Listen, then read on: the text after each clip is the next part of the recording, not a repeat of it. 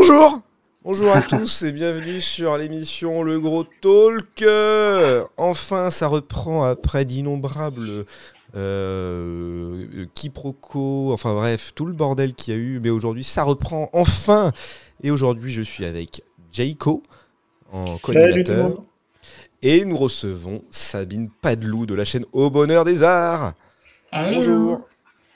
Et alors du coup, de quoi on va parler de quoi aujourd'hui, hein? Qu'est-ce qu'on va parler? Et bah, du coup, on s'est posé beaucoup de questions existentielles. Et aujourd'hui, on s'était dit pourquoi pas. Voilà, on avait 1h30 devant nous. On s'est dit pourquoi pas parler de la question de comment définit-on le beau? Et alors, comment définit-on le beau? Mais dans l'art, hein, parce que voilà, on peut définir le beau de certaines personnes, le beau des choses. Mais là, on va se concentrer exclusivement dans l'art, parce que Sabine est une historienne de l'art, on peut le dire.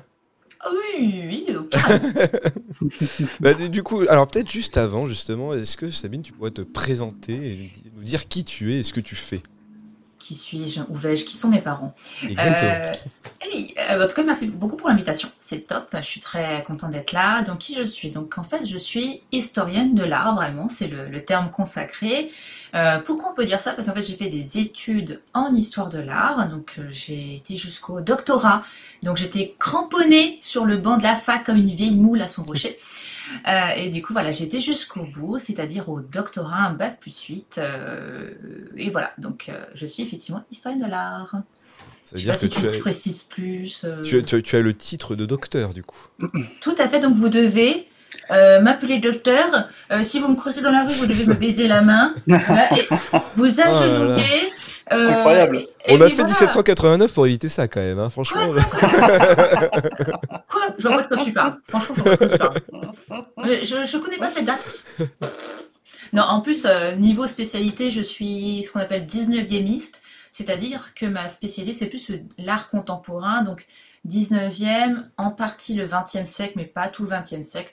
Donc en plus, moi, je suis après la Révolution, donc je suis très ouverte sur ces questions de post-révolution. Eh ben non, mais Voilà. parce que je viens de comprendre, parce que c'est vrai qu'en préparant l'émission, on s'était dit, parce qu'on va commencer avec un quiz, pour tout vous dire, et évidemment, les tableaux, les principaux tableaux que tu m'avais donnés, c'était quand même des tableaux un peu, il y avait un peu de Renaissance, hein, mais il y avait beaucoup d'impressionnistes, beaucoup de cette période 19-20e quand même. J'ai triché, je l'assume. Bon, hein, voilà. Mais on n'est pas là pour juger, on n'est pas là pour juger. Moi, Non, mais non, ne me jugez pas. Non, alors, par rapport au sujet qu'on va aborder, cette question est très importante, mais on y reviendra. Ah bah c'est sûr, parce que c'est quand même la période où, voilà, il y a des questions qui se sont un peu posées sur cette notion de beauté, tout ça. Mais de toute façon, donc comme je l'ai dit, comme je l'ai pré-shot sans vouloir le faire, on va commencer par un petit quiz. Ah, mais je pensais que j'avais pas les... ok. Les fameux. Merde. Bah merci pour le follow, mais je pensais que j'avais... Ah non, et on va se calmer par contre. Oh non, j'étais pas du tout préparé. On entend bien les follow, hein. Merci pour les follow, mais pas tout... Ah. Attendez. Mais partez, on va rester entre nous, là, c'est bon. Ça se trouve, il y a un bug. Il peut y avoir un minimum de gens qui regardent. Non, mais il y a un bug là. Oh non, il y a un bug. Attendez, qu'est-ce que c'est que ces bêtises? Au secours. Oh là là, comment je vais gérer cette histoire? Au secours. Hein? Attendez, j'ai jamais vécu ça là. Qu'est-ce qui se passe? Oh là là, comment je vais me démerder avec cette histoire là? Ça tourne en boucle. J'en peux plus. Mais oui, ça tourne en boucle. Moi je sais que ça va fonctionner. Attendez, oh la honte quoi, la honte. Quel enfer. Bah oui, coupe l'alerte, merci, coupe l'alerte. Qu'est-ce que j'essaie de faire depuis tout à l'heure là? Incroyable. Stop l'alerte. Ah aussi. C'est incroyable. J'en peux plus. Attendez. Il va se passer des trucs. Attendez, j'essaie de régler des trucs. Et voilà. On va dire au revoir 2 secondes. Donc on dit bonjour. Attendez. Alerte box. Ça doit être cette connerie là-bas là. Oh putain, l'enfer quoi, l'enfer. Oui, mais j'espère que vous allez pas trop follow tout de suite, hein. Mais en tout cas, merci pour le follow. J'ai toujours du mal moi avec les follow. Merci Germilvis. Bon bref, voilà. Ce que je voulais dire avant qu'on se fasse totalement brutaliser par l'alerte. On va commencer par un quiz et bien sûr le chat, vous avez évidemment le droit de répondre aux questions. Alors c'est pas un quiz où on va demander le nom de l'auteur ni tout ça. Ce qu'on va vous demander, c'est est-ce que c'est beau ou pas? Oui. Juste 2 secondes, parce que apparemment j'ai un problème de micro. Là, normalement, c'est mon bon micro. Tout va bien? Là, bah moi je t'entends très bien. Ouais, pareil. Nickel. C'est juste alerte formidable. box. Non mais on entend bien tous Sabine? Oui.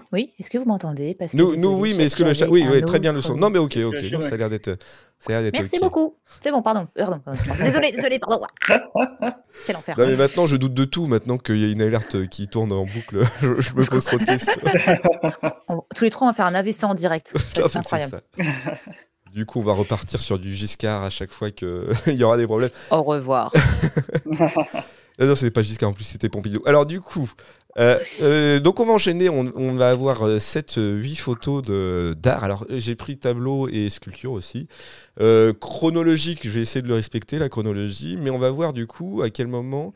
voir l'évolution de l'art à un moment donné, voir quels étaient les principes de beauté de l'époque, ceux qui ont posé des problématiques aussi à cette époque-là, justement, sur cette définition-là. Et voilà, et donc du coup, dans le chat, si vous êtes très fort, vous nous dites qui est l'auteur et quel est le titre de l'œuvre, et si vous n'êtes pas fort, dites-nous juste si c'est beau ou pas. On va commencer, alors on va commencer de très loin. Hein.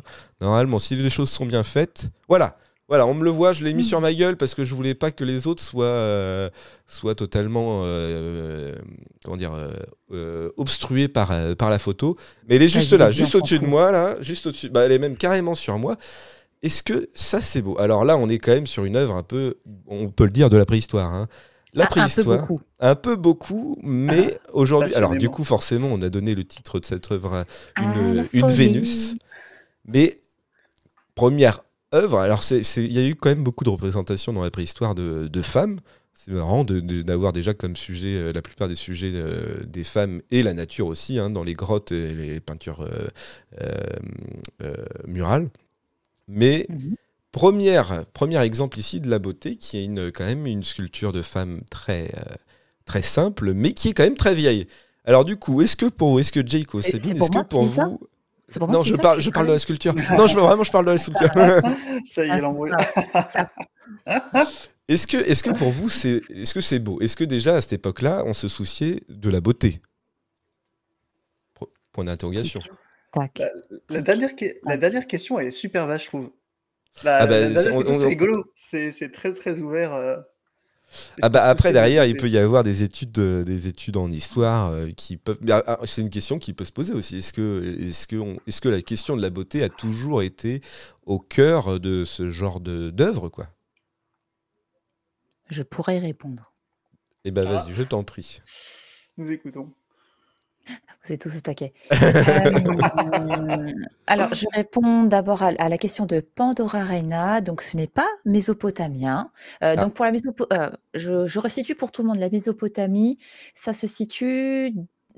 Enfin, c'est une ancienne culture qui se situe plus ou moins dans l'actuel... Enfin, qui se situait auparavant dans l'actuel Irak. Donc, c'est une culture très ancienne, l'une des premières civilisations, notamment d'un point de vue artistique, écriture, etc. Mais là, donc, cette dame, donc la dame de Brassempouy, n'est pas mésopotamienne. Elle est française. Eh oui. Et oui, donc elle est même conservée au musée, si vous allez dans le coin, à Saint-Germain-en-Laye. Elle est très, très, très belle. Et elle est toute petite. Voilà, c'est très rigolo parce qu'elle est magnifique, elle est toute petite.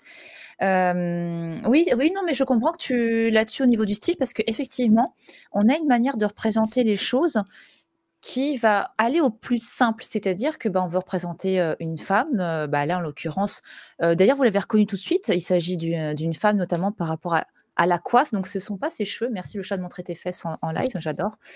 Voilà. En fait c'est une coiffure, apparemment ce serait une coiffure de perles, mais arrête de montrer tes fesses toi, t'es sérieuse là? Incroyable, manque de respect quoi. Oui, non mais franchement, là elle boude du coup. Non mais franchement, mais oui, parce qu'au début c'est la star des lives, là elle comprend pas, voilà. Il manque un doctorat. Il manque un point. En plus, elle est assise.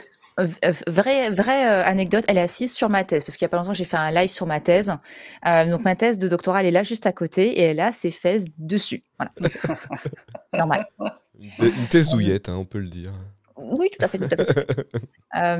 Et donc, pour répondre sur la question du beau, la conscience du beau, vraiment, avant la Renaissance, on s'en fout du beau. C'est limite, c'est un concept presque qui n'existe pas. Enfin, si c'est beau, tant mieux, mais c'est pas du tout le but recherché. Hein. C'est pas du tout le cas. Après, Ouais, mais si c'est beau, tant mieux. Oui, mais par exemple, quand on fait une représentation... Alors, je pense qu'en préhistoire, oui, c'est vrai qu'on s'en foutait. Mais à l'Antiquité, quand on faisait des représentations d'empereurs ou des trucs comme ça, si la sculpture était ratée, quand même, l'empereur était pas content. Ça dépend quelle culture. Ça dépend quelle culture. Parce que, par exemple, effectivement, on a une envie d'idéaliser... Mais le chat, mais casse-toi. Je te jure, mais c'est un troll, ce chat. On a envie d'idéaliser, donc de donner la meilleure version de nous-mêmes, notamment en Égypte et dans l'Antiquité grecque. Donc là, parce que c'est pas qu'on veut donner la meilleure version de nous-mêmes, c'est juste qu'on représente pas les gens tels qu'ils sont. C'est-à-dire que si à un moment donné, on devait faire mon portrait en Égypte ou en Grèce antique, bah non, c'est pas possible en fait. On va me représenter d'une certaine manière qui correspondrait à des idéaux de rituels. Ou ça, c'est pour l'Égypte antique. Ou en Grèce antique, bah, plutôt des idéaux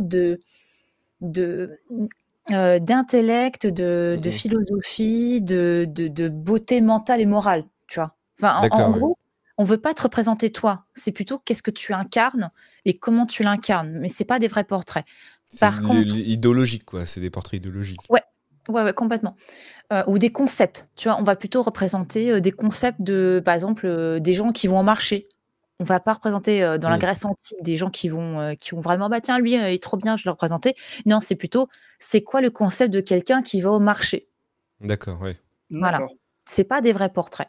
Par contre, dans la Rome antique, ce sont des portraits. Ils sont même tellement poussés que parfois c'est hallucinant, quoi. Il y en a, ils vont se dire que bah, leur vertu, enfin tout ce qui est bien en eux ou leur qualité, en gros, leur gueule, c'est un peu leur CV. C'est-à-dire que tu en as qui vont se dire, bah, je suis quelqu'un qui est très à l'écoute, donc comment je vais me représenter? Avec des grosses oreilles. Voilà, la base. Oui, d'accord. C'est pas très 2022. Non.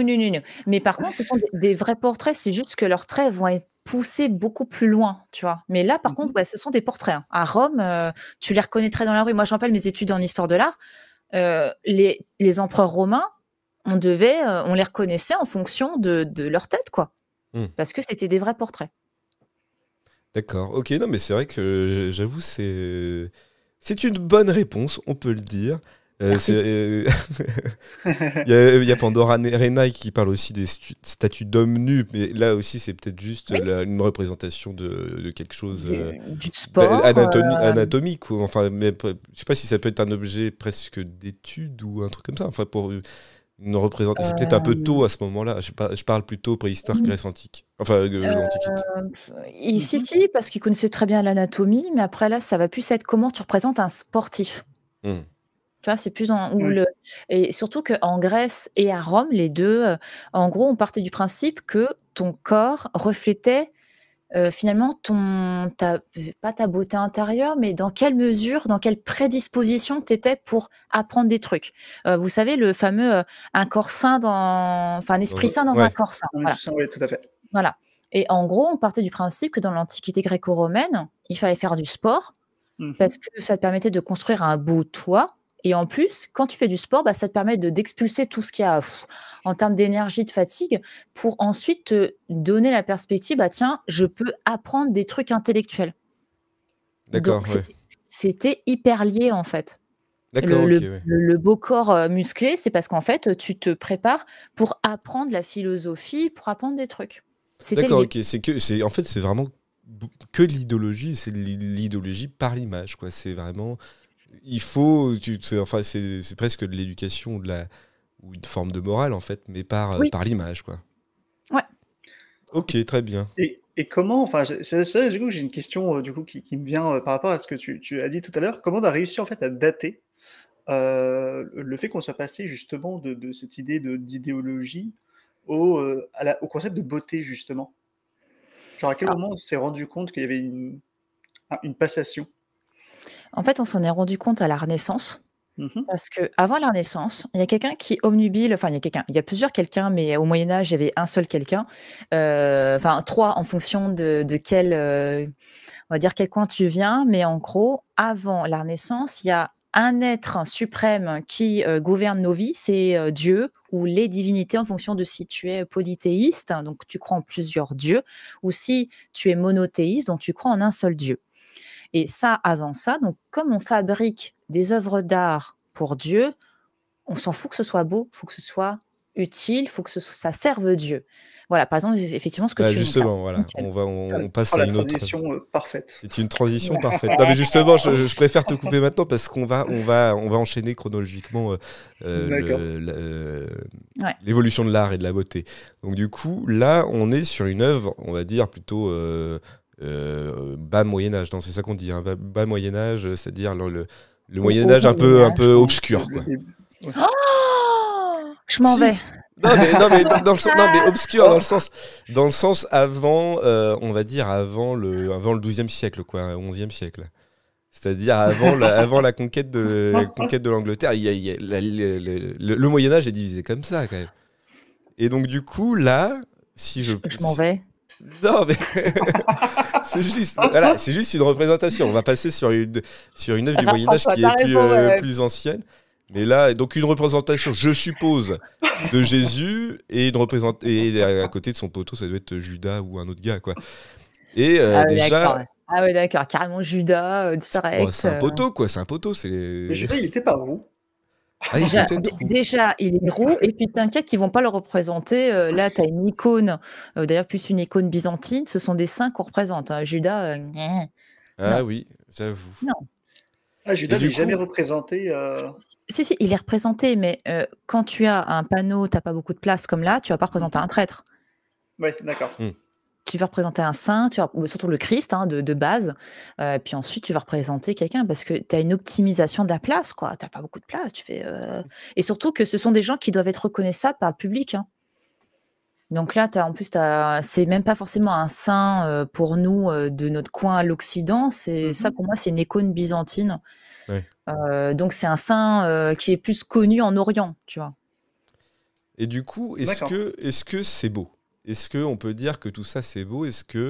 On a vu qu'il y a une évolution. Bon là, on a fait un gros gap, hein, quand même. On est passé de la préhistoire au Moyen Âge, hein. C'est vrai que les œuvres antiques, ça reste des œuvres, mais forcément, on va en reparler un peu aussi à la Renaissance, hein, parce que la Renaissance, c'est quand même beaucoup des reproductions d'œuvres antiques. Mais on voit quand même une évolution et on voit une représentation. Et forcément, au Moyen Âge, on commence à parler de la représentation iconographique de Dieu. Bon, là, c'est une représentation de la religion chrétienne, hein. Mais voilà, il y a beaucoup d'œuvres qui, essentiellement, j'ai l'impression quand même, au Moyen-Âge, qui sont des œuvres religieuses. Et du coup, Oui. pourquoi on avait autre question, pourquoi on avait besoin de cette représentation de Dieu, et en quoi c'était important de faire, comment dire, d'avoir ce support-là alors qu'on a les églises qui sont déjà une représentation de Dieu, en fait, au final, quoi. Alors là-dessus, il y aura 2 choses pour moi, il y a 2 éléments de réponse. Alors pourquoi Dieu? Parce que Dieu, il est au centre de tout. Vraiment, pour nous, c'est inconcevable. Sauf pour les personnes qui sont très croyantes, mais pour des personnes qui ne sont pas croyantes, Dieu régit tout en fait. Donc toute ta vie économique, politique, sociale, tout est autour de Dieu. Si tu veux aujourd'hui comprendre un petit peu ça, tu as notamment les hindous. Les hindous, c'est un petit peu pareil, toute la religion hindoue, ça tourne, enfin la spiritualité hindoue, on a vraiment toute une économie, enfin toute la société tourne autour de ça. Donc c'est juste que nous, on n'a plus l'habitude de ça, hein. Mais avant, c'était hyper logique, Dieu est autour, enfin tu crées pour Dieu. Et l'autre chose que j'ai envie de te poser moi comme question, c'est on a ça comme témoignage, on a ça, ce qui nous reste, OK, mais on a que ça? Enfin, on a que ça. Qu'est-ce que tu fais des choses qu'on a perdues? Qu'on a perdu de quoi? De la représentation ou des œuvres en tant que De telles? cette époque, des œuvres de cette époque, qu'est-ce qui nous dit qu'on n'a pas perdu, je sais pas, 80% de la production artistique de cette époque? Et ce qu'on a gardé, c'est parce que c'était en église, c'était très bien conservé, ça a été transmis après la Révolution française parce que on a tout centralisé, on a tout Oui. protégé parce que voilà. Mais qu'est-ce qui nous dit qu'on n'a pas perdu beaucoup de choses de cette époque? Ah bah, j'ai pas C'est de bonne probable. réponse à ça, hein, mais c'est-à-dire que C'est- s'il y a des statues antiques qui ont survécu, des œuvres antiques qui ont survécu, pourquoi ça serait pas le cas pour des œuvres, on va dire, plus... parce que je suppose que tu veux parler aussi des œuvres qui sont pas des œuvres religieuses, c'est ça? Oui, peu importe, mais effectivement, on a tout un ou la production, non royale, non élitiste, les gens du quotidien, on Oui, n'a c'est ça. pas voilà, on a perdu beaucoup de choses, hein, Mais c'est une réalité tout ça qu'on ait perdu beaucoup de choses justement sur cette période-là du Moyen Âge? toutes les époques. Mais Oui, après, le quantifier, pour nous, c'est extrêmement compliqué et c'est là où, moi, ma discipline, à titre personnel, je la trouve passionnante. C'est qu'on ne peut avoir que des doutes, des questionnements, enfin, on a des éléments de réponse, bien sûr, mais quand on nous dit: «Bah, la production artistique de telle époque, c'était ça», moi, je leur dis: «OK, mais on a perdu une partie, donc ça correspond à quoi ça, ce qu'on a perdu?» Par exemple, de nouveau, moi, tu sais, j'enseigne tout ce qui est histoire du luxe auprès de mm, mes étudiants, donc ils disent: «Ah bah, à telle période, c'était ça qui était luxueux, machin, donc il y avait que ça». Non, enfin, non, en gros, leur discours, c'était plutôt, les gens du peuple, ils créaient pas, ils te faisaient que travailler. Bah, non, pas forcément, et peut-être qu'il y en a un avec un couteau, avec un morceau de bois, il sculpte une petite sculpture et c'est parfait. mm. C'est juste que, nous, on a gardé que ce qui appartenait à l'élite ou, au grand pouvoir de l'époque, c'est-à-dire l'Église. Mais le reste, on ne sait pas, c'est juste qu'on l'a perdu. D'accord, ok. Non, mais donc du coup, tu pars du principe que comment dire, que les objets et les sujets de l'art à cette époque-là ont pas tellement évolué avec le temps. C'est-à-dire que c'est les mêmes sujets qu'à la préhistoire, on parlait du quotidien, de l'Antiquité, on parlait de l'idéal. Aujourd'hui, pas aujourd'hui, mais au Moyen-Âge, du coup, c'est des sujets qui, sur le principe, pourraient être encore traités. Il y a des sujets probablement attends, désolée, ça mise au point, ça me stresse. Mais décidément! Voilà, c'est bon. Il y a des sujets qui n'évoluent pas dans le sens où le quotidien fait partie on a des sujets du quotidien qui bougent pas, notre rapport à l'intime, notre rapport, à l'autre, au Dieu, enfin, il y a des choses qui ne bougent pas vraiment. Il y a des représentations du pouvoir qui ne changent pas, en Mm. gros, un symbole fonctionne bien, pourquoi forcément changer? C'est juste dans la manière de le faire peut-être que ça va changer un petit peu. Par contre, si, il y a eu beaucoup d'évolutions, sur certains types de sujets. Puis en plus, je prends même pas en compte, en fonction des régions, des pays, c'est hyper vaste. C'est vraiment super vaste mais effectivement, il y a des thématiques qui restent communes parce qu'on reste des humains. Donc, la Oui, bouffe, le sexe, la reproduction de notre humanité, les plaisirs, la musique, enfin, il y a des choses qui effectivement bougent pas trop parce qu'on reste humain, mais si, ça bouge pas mal quand même. d'accord, ok. Bah, du coup, on va passer à une autre œuvre. Bon, ça va être encore une icône, je suis c'est- désolé, mais voilà. On est sur, cette fois-ci, Ah oui. sur cette Les période bébés moches! les Oh mon enfants Dieu. moches. En Ah, c'est plus, surtout je voulais trouver montage, l'œuvre originale, mais il y a un gars qui a tagué les ravages du crack sur le tableau. Ah la vache, bah oui, c'est incroyable. Mais oui, autre question, du coup, Oh là là. pourquoi cette représentation des enfants un peu weirdo, quoi? Enfin, un Alors peu vieux, ils ont un côté vieux, je trouve. alors, pareil, j'ai une question. Mais c'est ça, en fait, le bonheur de faire de l'histoire de l'art, c'est qu'en fait, tu réponds à des questions par des questions. Hem, comment imaginons, hein, vraiment, tu es dans une époque où Dieu, régit ta vie, tout, le politique, l'économie, et cetera. On te demande de représenter le fils de Dieu. Oui. Hmm, Tu fais ouais. comment? Tu prends le fils du voisin? Tu prends ton fils? C'est hyper pédant, quoi. Enfin, Oui, mais ça tu reste vois? un modèle. C'est un modèle, c'est pas la réalité non plus, quoi. Ça reste un modèle. Ce que j'aimerais dire, c'est que pour eux, les peintres à cette époque-là, c'est hyper chaud, pour eux de se dire: comment je représente le Fils de Dieu? Merde. Enfin, Oui, mais ti- ti- sur le Oui. principe, on identifie le Fils de Dieu par ses caractéristiques, par l'auréole, enfin, il y a plein de symboles qui permettent de représenter enfin, du coup, c'est pas Dieu, mais le Jésus. Oui, mais il est parfait. Comment tu représentes la perfection? Est-ce Ah, que tu après, vas... derrière, oui. Tu vois, c'est Hmm. ça, je veux dire. Ouais. C'est chaud pour les artistes de dire comment je fais, quoi. Pour eux, c'est une question qui est très compliquée. Et en plus, en fonction des pays, au secours, quoi. En Allemagne, ils sont bleus. En Italie, voilà. Enfin, t'as l'impression qu'ils ont tous fait une crise d'AVC généralisée, quoi. C'est assez. Mais pour eux, c'est compliqué de se dire, mais comment je représente le Fils de Dieu, les gars? Comment Oui, je mais fais? d'accord, mais alors, mais pourquoi il s'est posé ce genre de réflexion et pourquoi on a ce résultat-là, du coup? Bah après, Alors, voilà. même en termes de résultats, on a dans le chat quand même, oui, mais de là à attribuer la tête de l'archevêque du coin au bébé, il y a un gap. Voilà. Non, par contre, effectivement, là-dessus, Tonti Bart a raison. Effectivement, la réponse qu'ils ont pu trouver, parce que, alors, il y a aussi autre chose qu'il faut prendre en compte. Donc déjà, il y a eu comment je représente le Fils de Dieu. Il y a autre chose aussi qu'il faut prendre en compte, c'est que un bébé, un enfant, enfin surtout un bébé jusqu'au 17e, 18e siècle, on n'aime pas ça, les bébés. En fait, il faut imaginer, c'est pas qu'on n'aime pas ça, c'est juste que c'est des êtres, pour nous, un peu bizarres. Quand je dis pour nous, c'est, imaginons, moi, si j'étais moi au Moyen-Âge ou à la Renaissance, un bébé, c'est quelque chose qui se traîne par terre. Hmm. Tu vois, D'accord. il y a ce côté, il n'est pas sur ses deux pattes, tu vois, il n'est pas debout comme un être humain civilisé. Il traîne par terre, il marche par terre. Et en gros, dans l'imaginaire collectif chrétien, ce qui traîne par terre, c'est la bête. C'est le démon, tu vois. Il y a le côté animal, on n'aime pas Ouais. ça. Donc, en plus, ça gueule, ça pue. Enfin, vraiment, là, je suis hyper pragmatique, mais c'est ça, hein, quoi, tu vois, dans leur esprit. En plus, ils ne s'y attachent pas trop.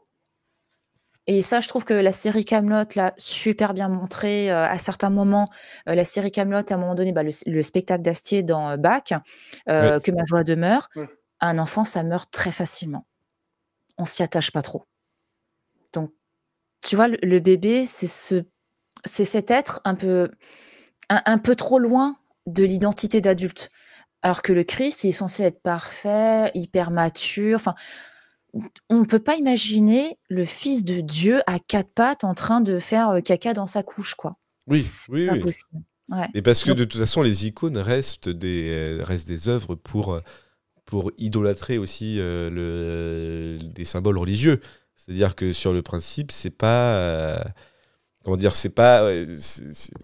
Forcément, on va pas le mettre en scène dans des positions qui sont purement des positions Dérangeantes de ou- bébé, quoi.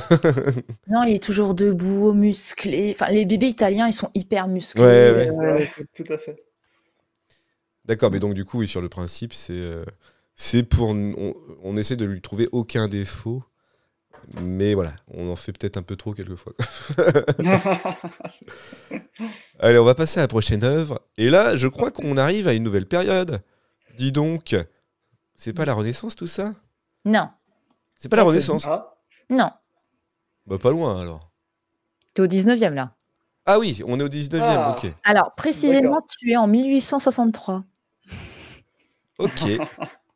Ah bah, donc du coup, parce qu'il y a des œuvres qui vont arriver et qui sont pas très loin en fait finalement. Ah, Il y aura merde. un gros clivage entre ce tableau qui est quand même dans du classicisme hein, quand même. C'est c'est un peu comment dire. C'est un peu. Il y a des symboles, je suppose, hein, comme dans n'importe quel tableau. Alors- Mais on est quand même sur une structure assez classique, on va dire. C'est la recherche de la beauté pure comme les pensées de la Renaissance, en fait. Hein, quand même. Donc, du coup, tu peux nous expliquer qui a fait cette jolie chose?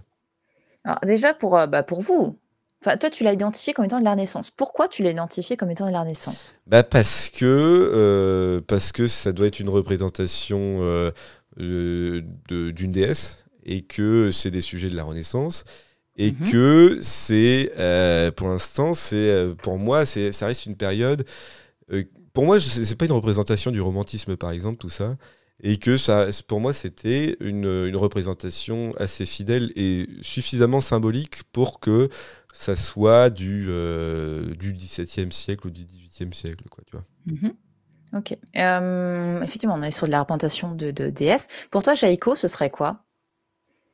Comme déesse ou Comme comme. déesse, ouais. Moi, j'aurais dit Vénus, en fait. Ouais. Ah! Yes! GG. Et j'ai vu aussi le chat, effectivement, bravo, les angelots, les symboles, les saints, comme en Grèce antique, tout à fait. Parce qu'il y a un truc que vous devez vraiment garder en tête. Mhm. Une femme à poil, c'est Vénus. D'accord. Quand c'est toléré, Ah attention. bon? Oui. Mais il faut D'accord. il faut un prétexte, les gars. Oui, d'accord, mais après c'est peut-être l'époque parce que ça s'est quand même beaucoup plus lâché après. Hein, Ça, c'est, voilà, tout à fait. Ça, Ah c'est oui, beaucoup. d'accord. Ok. Voilà. Mais effectivement, dans l'Antiquité, et ça, mais ça, tu as cet exemple-là, Vénus, pardon, de l'autre côté. Vénus, Mhm. c'est la déesse top pour représenter la nudité féminine sans s'en prendre plein la gueule. Dans l'Antiquité gréco-romaine, Moyen-Âge, on a eu d'autres moyens de représenter la femme nue, mais on faisait gaffe quand même. Mais Vénus est l'exemple parfait pour ça. Même si au Moyen-Âge, on a trouvé d'autres histoires, notamment des nanas qui prennent leur bain top pour voilà, représenter des femmes à poil. Renaissance, Vénus, 19e, Vénus, parce qu'il faut un prétexte pour le nu. Représenter enfin, ce sont des sociétés, je dirais pas hypocrites, mais au 19e, c'est une société très hypocrite quand même, hein, sur plusieurs points. C'est pour ça que tu as des artistes qui vont représenter des femmes nues, ça va pas passer parce que c'est pas Vénus. Faut que ce soit Vénus. D'accord, il faut que ça soit D'accord. Vénus, quoi. Il faut que. Donc, en C'est fait, dans une tous les cas, exigence. si on disait quoi que ce soit, on pourrait me dire hey, c'est votre femme que vous avez peint. Non, non, c'est Vénus. C'est Vénus. En fait, c'est ça. D'accord. Pas mal. Mais si, bah, voilà, c'est l'excuse par C'est excellence. extraordinaire. Et c'est pour ça que tu as des œuvres, par exemple, des impressionnistes ou le peintre qui a beaucoup inspiré les impressionnistes, qui est Manet. Manet, quand il peint des femmes nues, ça ne passe pas parce que déjà en plus on la reconnaît, la nana. Voilà, par exemple, Olympia de Manet, on la connaît cette nana. Enfin, on se dit tiens, ah c'est Victorine Meurent. Ah, en plus elle a un teint jaune. C'est pas Vénus, ça alors? Non. Mais là, en plus, ce tableau-là, on n'est pas très loin de la Vénus qu'on a eue avant. Ça, Ouais, ce on est- Manet-là, ouais. c'est C'est pas- 1880 ou un truc comme ça. C'est 2 ans après, c'est 1865. 2 ans! Ah oui, d'accord. Ah oui, d'accord. Mais donc, du coup, c'est une vraie révolution, en fait. Où c'est un vrai. Il voulait foutre la merde, quoi. Alors, Manet, c'est pas quelqu'un qui veut foutre la merde dans le. Enfin, c'est quelqu'un qui veut être reconnu en tant qu'artiste. Donc, c'est pas quelqu'un qui veut foutre la merde vraiment. C'est juste que c'est quelqu'un qui fait pas gaffe, qui fait des bourdes, en fait. C'est. Il fait ce qu'il veut, en fait. Enfin. Ouais, tout à fait. Et il se dit, bon, bah, j'ai envie de faire ça, quoi. J'ai envie de représenter Olympia, qui est en plus une prostituée. En plus, derrière, ça pose la question de cette femme, derrière, qui apporte un bouquet. Est-ce que c'est un bouquet d'un amant? Est-ce que c'est son bouquet à elle? Est-ce qu'on est sur des rapports lesbiens? Enfin, tu vois, Ah, mais c'est encore une fois, oui, mais là, du coup, c'est forcément de l'interprétation. À l'époque, j'ai l'impression quand même qu'on interprétait beaucoup de choses et on essayait d'interpréter les symboles. Et en fait, finalement, un tableau devenait presque politique parce que on interprétait les symboles. Le fait de représenter deux femmes, c'est peut-être une relation lesbienne. Le fait que la dame noire donne des fleurs à cette dame blanche, c'est peut-être aussi une question de morale qui est politique et donc qui pose problème. Mais du coup, à cette époque-là, ce tableau-là, quelle a été la réaction du public et des critiques, s'il y avait des critiques à l'époque? Ah mais il a été refusé ce tableau parce que alors comment ça fonctionne? Quand tu es un artiste et que tu veux être reconnu, tu dois exposer de manière officielle dans des expositions officielles. Tu vois, aujourd'hui, on a par exemple, on a la FIAC. Eh bien, l'équivalent de la FIAC auparavant, eh bien, c'était le salon. Et le salon, tu es exposé si le jury veut bien que tu sois exposé. Manet et toute la clique des impressionnistes, on n'en voulait pas. Hein. Ils étaient pas pris. Hein. Mais parce que c'est une autorité, mais c'est pas ceux qui jugent à cette époque-là ce qui est joli et ce qui ne l'est pas. Si.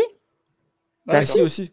Oui, mais après, si des œuvres sont achetées, c'est que ça veut dire qu'il y a des gens qui sont prêts à acheter ce type d'œuvre, même si ça fait pas l'unanimité au sein du salon. Effectivement, donc tu as certains mécènes qui achètent et qui vont soutenir des artistes, mais par exemple, un artiste comme Courbet, si vous Hmm. voyez le gros plan Mhm. qui s'appelle L'origine du monde, en fait, c'est un gros plan sur un sexe féminin, les jambes ouvertes et tout. Ça, c'est Euh, quelle époque, juste pour nous redire? Ça, c'est 1867, celui-là. Oui, d'accord. Ok, c'est à peu près la même Ok. chose. La Ouais, même date. mais Courbet, on l'expose pas trop parce qu'il fait chier tout le monde. Enfin, il est chiant, c'est une grande gueule. C'est comme Michel-Ange à la Renaissance, c'est des grandes gueules. Ils sont chiants, ils sont pas gérables. Et en plus, Courbet, lui, pour le coup, il fait exprès. Enfin, c'est son bail, hein. Mais Courbet, il avait un mécène qui achetait ses œuvres, qui Hmm. croyait en lui. Ils sont pas tous dans ce cas-là, hein. Manet, c'est un fils de bourgeois, donc lui, Il s'en fiche, ouais. oui, il a un peu il a l'argent, même si c'est pas simple pour eux. Attention, hein, gars, t'as quelqu'un comme Van Gogh, mort ruiné, quoi, hyper Oui. pauvre. Hmm. C'est Ouais. Après, c'est peut-être l'époque aussi qui fait tout, mais après, c'est un concours de circonstances aussi, hein. Van Gogh, j'en ai pas, mais on va peut-être passer à celui-là, qui... Mhm. Alors là, c'est de l'impressionnisme aussi. Enfin, si, c'est encore impressionnisme, mais là, c'est... Non, on C'est est quoi plus alors, tard. du coup? Fauvisme. Enfin, c'est le Le début du fauvisme. fauvisme. D'accord. Et du Ouais. coup, bah là, il y a quand même une incohérence en termes de couleurs. Qu'est-ce que c'est que toutes ces couleurs qui Pourquoi, représentent en pas la fait, réalité, ouais. là? Parce qu'il va se poser la question, justement, à un moment donné, de comment tu représentes les choses. C'est-à-dire qu'on avait vu la Vénus de Cabanel, qui est magnifique et tout, mais finalement réaliste, enfin, si on peut Mhm. dire ça comme ça. Et à un moment donné, les artistes vont se dire, mais comment on peut créer autrement? Est-ce qu'on peut pas se dire que les couleurs peuvent exprimer des choses? Surtout qu'il y a eu un très grand débat qui a commencé à la fin de la Renaissance et surtout au cours du XVIIe siècle, donc pour vous situer à peu près sous le siècle notamment de Louis XIV.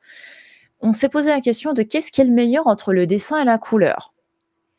Globalement, c'est toujours le dessin qui a gagné.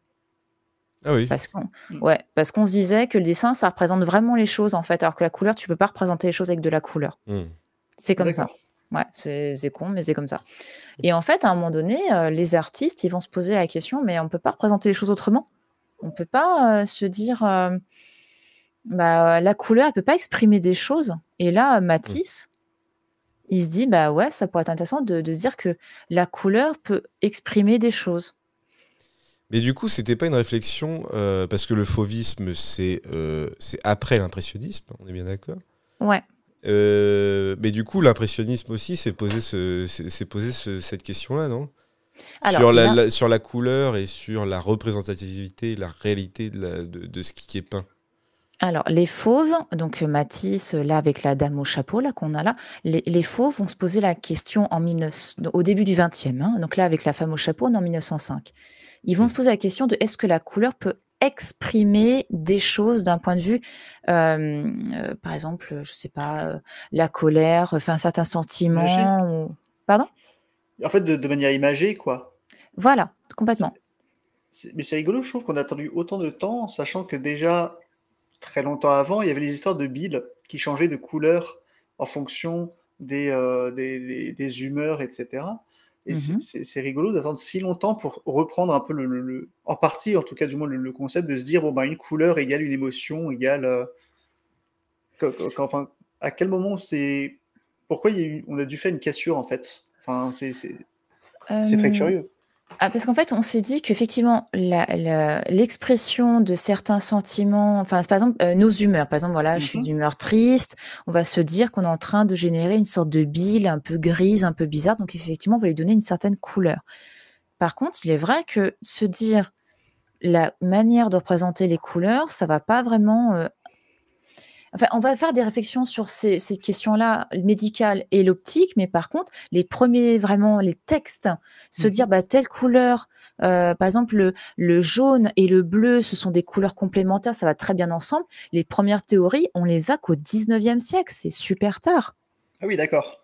Ouais, c'est tard, hein. Vraiment, l'aspect Incroyable. artistique des couleurs qui vont bien ensemble, c'est théorisé très tard. Par contre, avant, on savait bien représenter quand même, si qu'on le faisait de manière empirique, tu vois. Enfin, en gros, on le faisait Ouais. parce qu'on s'est dit, bah non, c'est comme ça qu'on voit les choses, on les représente de cette manière-là. C'est juste que Matisse va se dire, mais non, mais on peut peut-être exprimer certaines choses avec la couleur, une force, une intention. Enfin, ok, je mets du vert sur sa tronche, on s'en fout, quoi, c'est pas grave, ça va bien ensemble.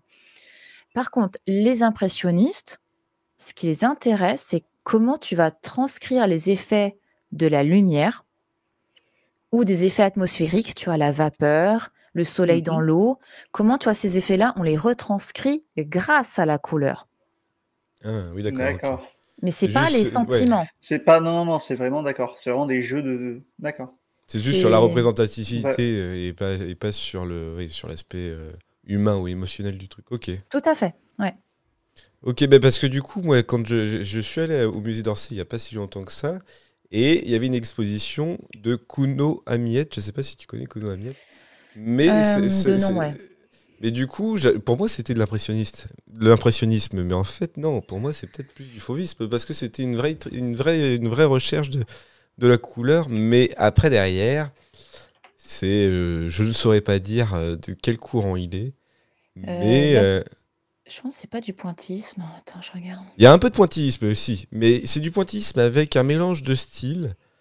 Là, évidemment, je n'ai pas l'exemple sur moi, mais quand j'ai vu cette exposition-là, j'étais quand même impressionné par son style, parce qu'il n'est pas connu, c'est un auteur suisse. D'accord. Ouais, puis ouais, moi, il fait un mélange un peu de tout ça. Hein. Ouais, Mm, mais c'est mm. peut-être pour ça qu'il était intéressant, justement, c'était qu'il était comment dire, un résumé de tous ces courants-là, quoi. Tout de même, ils s'influencent tous les uns les Bah, autres. c'est Voilà. ça, oui. C'est sûr. Après, derrière, là, on va passer au prochain tableau. Et là, on va parler d'un gars qui, lui, avait un peu son style à lui aussi. Un On peu peut se le Gauguin, dire. ouais. Ouais, ça fait Gauguin aussi. Hein. Mais il a été marqué par Gauguin, visiblement. Ouais. Ah Ok, oui. pardon. Mais c'est ça. Mais en tout cas, mais je crois que l'exposition n'est plus au musée d'Orsay. Mais en tout cas, j'avais beaucoup apprécié cette exposition sur Kuno Amiette, un Suisse. Un Suisse et la période appréciée. Enfin, de toute façon, ça reste une période en Suisse que je ne connais pas du tout. Bref, on va passer à un autre monsieur qui, lui aussi, a foutu un peu la demeure sur la représentation de la beauté, quand même. Hein. Lui, il s'est fait un peu plaise. Et au bout d'un moment, je crois qu'il s'en foutait un peu aussi, un peu à la Manet. C'est-à-dire qu'il faisait, il faisait ce qu'il voulait, quoi. Donc ici, on est sur le tableau. Je ne sais plus comment il s'appelle, mais je sais comment s'appelle l'auteur, et je pense que là, beaucoup de gens le connaissent. Allez, C'est le chat. évidemment... Je vais pas le dire. On se garde. Non, c'est pas Karim Hassan. Mais encore une fois, voilà, c'est Picasso. Voilà, c'est lâché. Le fameux. Picasso. Mais alors Picasso aussi, c'est une personnalité un peu particulière, parce que j'ai l'impression que Picasso n'a été influencé par pas grand monde en fait. C'est lui qui a influencé les gens et qui a créé des courants de pensée rien qu'avec lui. Comment Picasso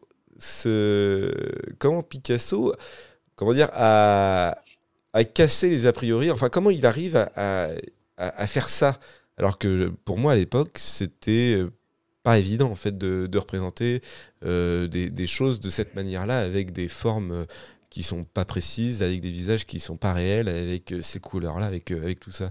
Qu'est-ce qu'il lui a appris? Est-ce que c'est de la drogue ou est-ce que c'est un génie? Non, c'est pas de la drogue. Bon, après, non, mais... Alors, là, déjà, quand vous regardez les visages, notamment les deux visages des femmes à droite, ça peut peut-être vous faire penser à un art particulier. Africain, peut-être. Un peu.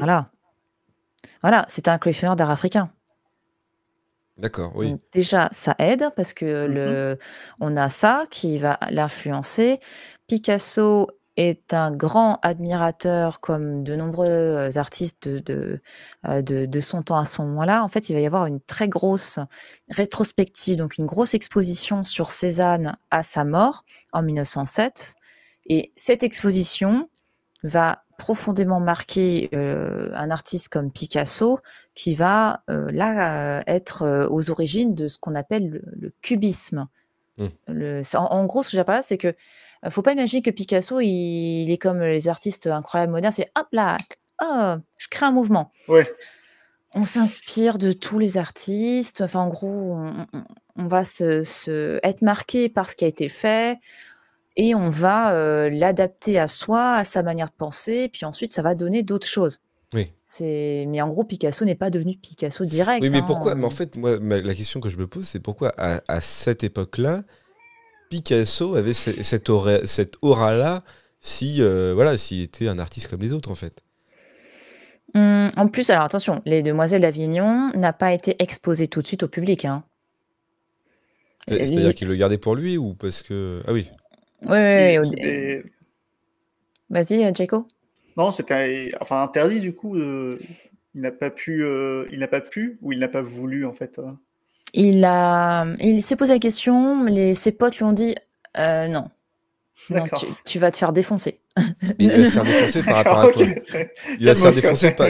Non, mais il va se faire défoncer à cause de Ce tableau-là, ouais. Non, mais pourquoi il pourrait se faire défoncer par ce tableau-là? Parce que c'est les femmes nues, je pense qu'on s'en fout. Sur la représentativité, il y avait d'autres mouvements et d'autres œuvres qui étaient aussi dingues que celle-là. À cause des couleurs, c'est pas ça non plus. Quel critère? Pourquoi il aurait pu se faire défoncer pour ce tableau-là?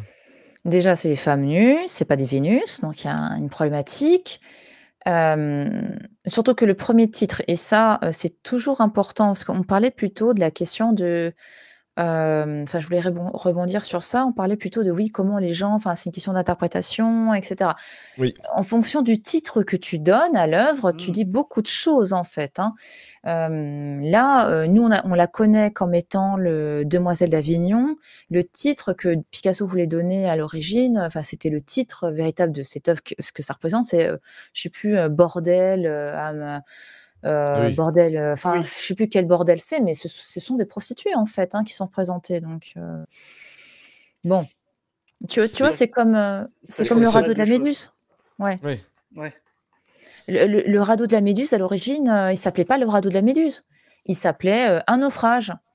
Parce que le radeau de la Méduse, à l'époque, c'est une bavure comment on appelle ça, d'un amiral qui a été mis en place par le gouvernement d'alors, qui a fait une sacrée bavure, qui a occasionné la perte de ce bateau avec de nombreuses victimes. Donc de montrer ça avec ce titre-là, c'est provocateur en fait. Mais on revient du coup à la question de l'art est aussi forcément un peu politique, du coup. Parce que dans le sens où ça va se poser des questions de la société, des représentants, de ce qui est bien ou de ce qui est mal, quoi. C'est presque moralisateur, quoi. Mais pour moi, la question, du coup, quand tu me disais que c'était des femmes nues, mais que c'était pas des Vénus, c'est-à-dire qu'à cette époque-là, il y avait encore des principes là-dessus sur mais ça s'est arrêté quand? Parce que aujourd'hui, on a le droit de faire des... Ça s'est arrêté super tard parce que là, on est en 1907. Ah oui, ouais. Non, tu encore représentes tôt. pas. Ah non, c'est trop tôt. Hein. C'est là, et même encore aujourd'hui, tout n'est pas acceptable. Enfin, tout dépend qui tu es, quoi. Ça dépend comment tu le fais, mais en fonction de qui t'es, tu peux représenter certaines choses et pas d'autres. Mais il faut attendre. Franchement, je dirais les années. Franchement, je dirais les années 80, quoi. Et encore, Ah ouais. je suis gentille. Non, mais ça vient super tard parce que il y a une hypocrisie ambiante. Que tu as des artistes, en plus, quand tu as des artistes femmes qui présentent des choses, on les voit comme des provocatrices. Enfin, c'est hyper. C'est compliqué. Non, vraiment, le monde de l'art il y a des choses qui se veulent extrêmement, comment dire, institutionnelles. Ouais. Et tout ce qui est de l'avant-garde, faut faire gaffe quand même, parce que ils sont pas toujours si ouverts que ça. Hein. Il y en a qui le sont, mais ça dépend où t'es. Ok, non mais oui, j'avoue, mais donc du coup, oui, les mentalités, ça prend... Bon, c'est comme dans la société de toute façon, hein, mais ça prend beaucoup de temps, même pour ceux qui définissent un peu les règles dans l'art, quoi. Tout à fait. Alors on va passer à l'autre tableau, mais là c'est un tableau un peu troll. Hein. Et du coup, Du coup, c'est quand même Wartox, on a quand même fait ça, appelle un Incroyable. artiste Le fameux. hongkongais. Mais voilà, après derrière, sur la question, est-ce que c'est beau ou pas, on va dire que ça dépend du modèle. Voilà, ça dépend un peu du modèle. Après, voilà, c'est quand même Mario et c'est quand même stylé. Non, en Alors, pardon, vrai, est-ce que ça ne reprendrait pas le style qu'on a vu avant avec la Vénus, du coup? Et donc, c'est est-ce peut-être que la on peut Vénus, pas, mais c'est peut-être une on ne peut Vénus pas faire un lien? habillée et poilue. C'est bizarre. Exactement. La Vénus voilà, la Vénus du 21e siècle. En live ce soir. Voilà, il y a des magnifiques partout. Non, le vrai. Alors, un dernier tableau. Enfin, un dernier tableau. C'est pas tellement un tableau, mais je voulais en parler quand même aussi. C'est ça. Mhm. Ah, c'est petit. C'est petit, mais je voulais parler de ça parce que c'est une image qui est générée par une intelligence artificielle. Alors là, on a fait un bond dans le futur, hein. Là, on est Incroyable. en janvier 2022. Un outil Wombo Art, je crois. Et du coup, à ce niveau-là, à partir du moment où aujourd'hui, les ordinateurs peuvent créer de l'art, est-ce que, est-ce que la recherche de la beauté, en fait, aujourd'hui, est encore une vraie question qu'on doit se poser? Est-ce que dans le futur, il y aura pas, ça sera une question qui sera devenue désuète parce que même les robots arrivent à créer de l'art, quoi. Après, effectivement, mais la question de la beauté a été pas mal remise en cause dans l'art post 60-70. On va plutôt Mm. chercher le concept derrière. On va plutôt être sur des revendications, sur comment exprimer. Enfin, moi, j'aime bien définir l'art comme étant, c'est se poser des questions. Mm. C'est vraiment un artiste est censé nous faire poser des questions, nous faire réfléchir. Et la notion de beauté, c'est clairement remis en cause dans les années 70. On se pose d'autres questions, hein, vraiment. Non, mais d'accord, mais donc du coup, aujourd'hui, en fait, la représentativité, j'ai l'impression d'avoir dit beaucoup de fois représentativité, alors que c'est un mot compliqué. La représentativité de ce qui est beau, aujourd'hui, n'est pas une priorité. Et aujourd'hui. Mais en fait, encore une fois, on en revient à la même chose, à ce qu'on vient de dire, c'est que aujourd'hui, l'art est politique, en fait. L'art est devenu politique. Et il n'y a Est-ce que qu'il à a pas- travers ça qu'il exprime quelque chose. est-ce que L'impression. l'art n'a pas toujours été poétique? Ça dépend du contexte de création de l'œuvre. Mhm. C'est-à-dire que un artiste qui a envie de... Par exemple, voilà, le radeau de la Méduse, c'est clairement politique. C'est vraiment le but. Par contre, un artiste de la même époque, ou même lui, Géricault, s'il faisait des portraits pour sa clientèle bourgeoise, il va pas mettre du politique. Il Ouais. réalise une commande. Donc tout dépend de pourquoi l'œuvre est faite. Mais Et les effectivement, D'accord. généralement, oui. les artistes ont de l'influence, justement. Si ça comment dire, si se sont tournés vers des notions un peu plus politiques dans la représentation de l'œuvre, est-ce que c'est parce qu'ils avaient de l'influence ou parce que ça leur faisait plaisir, quoi? Ça va vraiment dépendre de s'il est accepté en son temps ou pas. Enfin, tu vois, à un moment donné, on parlait de la Vénus, là, donc cette belle femme nue. Aujourd'hui, le mec qui l'a peint, il est quasiment inconnu au bataillon, hein. À Ouais. l'époque, c'était une star. Pour nous, aujourd'hui, ouais, ok, c'est qui? Mais en fait, ça va dépendre de ça. Enfin, il y en a qui se font plaisir, mais à quel prix? Tu vois, quelqu'un comme Van Gogh qui s'est toujours fait plaisir, il en est mort. Enfin, ouais, il en est mort. C'est très complexe. Enfin, il faut savoir se dire, est-ce que je fais pour des clients? Est-ce Ouais, c'est que, ça, ouais. enfin, c'est qu'est-ce que tu veux dans la vie? Qu'est-ce que tu veux? Est-ce que tu veux être un artiste qui fait vraiment ce qu'il a envie de faire, d'avoir ce truc qui te prend aux tripes et de créer et de Mhm. révolutionner le truc? Ou est-ce que tu dis bon écoute, moi je sais bien représenter les gens, je le fais, basta, je m'en fous, moi je veux c'est faire carrière.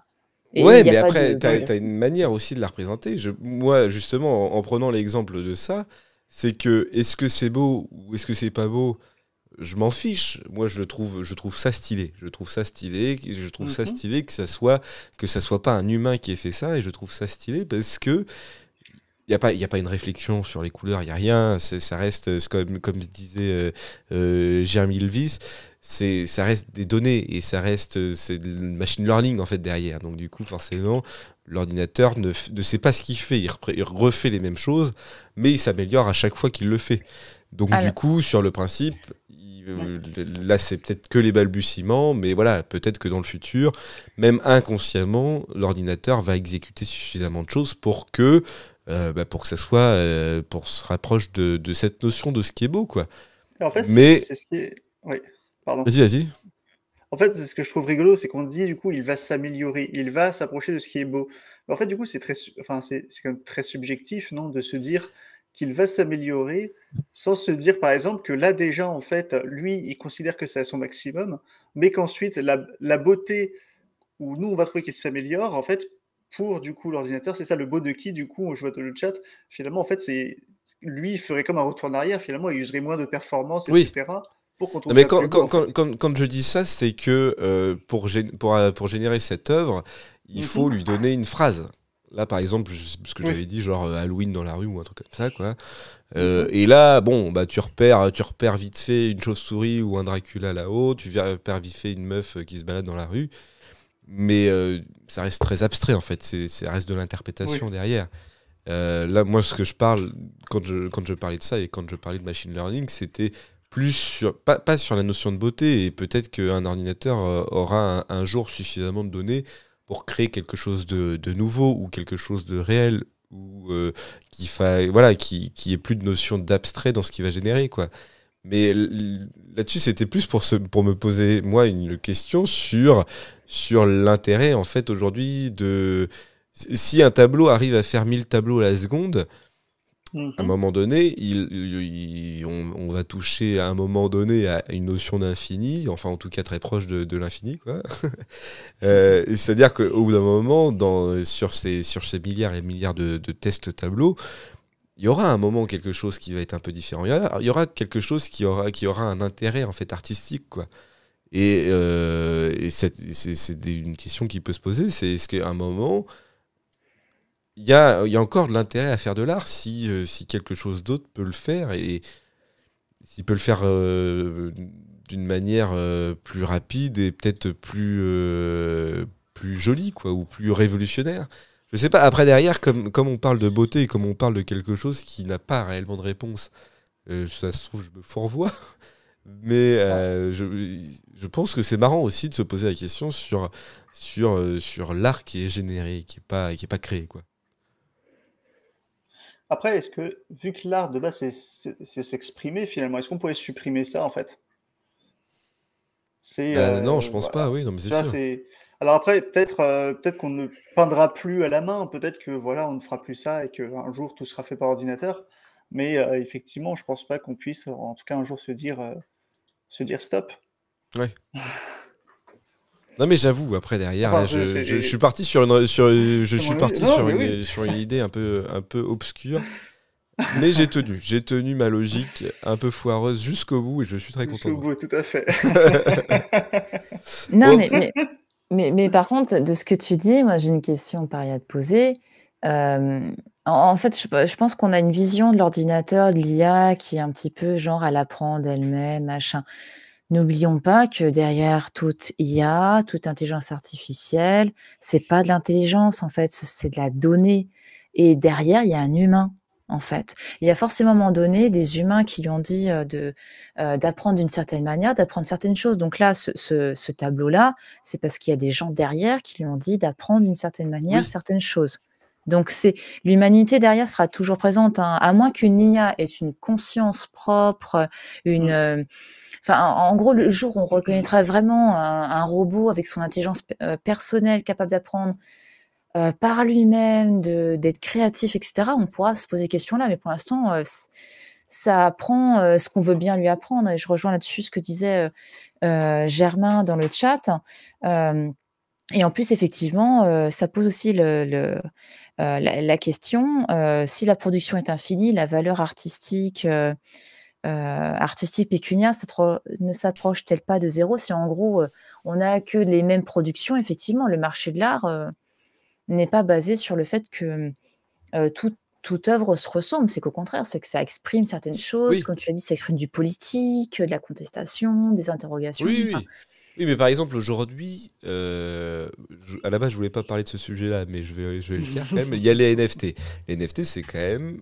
C'est différent. C'est-à-dire que la NFT, tu n'es pas propriétaire de l'œuvre, non, mais tu es propriétaire de l'acte, du certificat du certificat. d'authenticité. Mhm. Seulement Et du certificat. Mais oui, mais du coup, aujourd'hui, ça pose aussi des questions sur la production, parce que aujourd'hui, il y a des gars qui utilisent ce genre d'outils pour faire ça, pour créer des NFT, et, Mhm.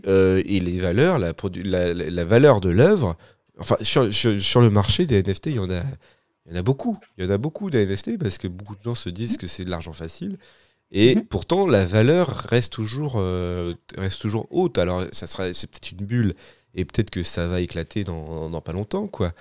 Mais aujourd'hui, les réflexions sur ce qu'est l'art et ce qu'est l'art numérique et ce qu'est l'art en général, bah, elle évolue beaucoup justement avec des questions comme ça de la génération d'une IA par les NFT, par tout ça. Non, non, bien sûr, mais après, effectivement, comme tu l'as dit, un NFT, c'est tu es propriétaire du certificat Oui, numérique lié au Oui. NFT, hein. Donc, tu n'es pas propriétaire de l'œuvre. La seule personne propriétaire de l'œuvre, c'est l'artiste. Mm. Enfin, l'artiste restera toujours le propriétaire du concept, de l'œuvre, etc. Toi, si tu l'achètes, même si tu achètes l'œuvre physique, tu peux pas en faire ce que tu veux, hein. Voilà, donc, et c'est pareil pour finalement un NFT. Et de nouveau, un NFT, c'est qu'un certificat numérique. Oui. Voilà, c'est un document numérique qui dit que tu possèdes tel document numérique, hein. C'est bon, voilà.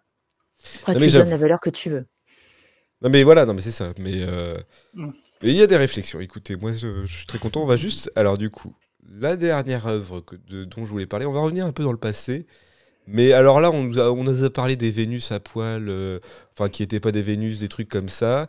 Et apparemment, ça choquait des gens. Moi, ce qui m'a le plus choqué, c'est c'est cette pissotière qui est Wow. considérée comme une œuvre d'art. Oh. Incroyable. La Euh, fontaine de Duchamp. Et pour moi, c'est scandaleux. Pour moi, c'est scandaleux. c'est improbable. C'est improbable et pourtant, cette œuvre vaut très cher. Et cette œuvre, comment dire, je sais pas s'il a révolutionné quelque chose, je sais pas, mais en fait, le fait qu'on appelle ça une œuvre d'art, c'est un peu la limite, quoi. C'est-à-dire que voilà, comme je disais, les filles représentées nues, mais qui ne sont pas des Vénus, ça a choqué des gens. Très bien, après, derrière, je m'en fiche. Mais ça m'a choqué. Et pourquoi il a fait ça? Pourquoi il a fait ça? Il est fou, quoi. Il est fou. Il a acheté il a acheté un bidet 5 balles, il l'a vendu 10 000 balles. Alors, Bah, du coup, c'est ça. en soi, il a fait ce qu'on appelle un bon investissement. C'est peut-être pour ça. Oui, mais je pense qu'c'était quand même chelou, quoi. Et finalement, le fait d'acheter un NFT des millions ou des centaines de milliers, est-ce que c'est pas plus débile? Ah, mais je suis bien d'accord. Mais j'en achèterai pas des NFT. Je sais que c'est totalement con, hein. Bah, en fait, j'ai l'impression qu'aujourd'hui, c'est surtout plus l'œuvre en elle-même, mais l'intention qu'il y a derrière. Mhm. Enfin, pas globalement, hein, enfin, pas tout, mais il y a plusieurs œuvres. C'est comme aussi, comment s'appelle cet artiste? Mince, j'ai oublié, qui avait, par exemple, créé une toile pour la détruire juste après.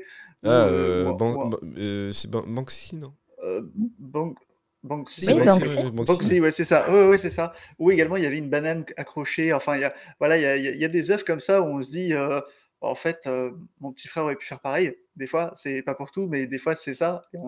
Mais qu'il le fasse. Il faut chercher. Mais en fait, non, mais l'idée, c'est ce qui est très drôle. J'ai l'impression, mais en regardant ça, voilà, qu'il le fasse, oui et non.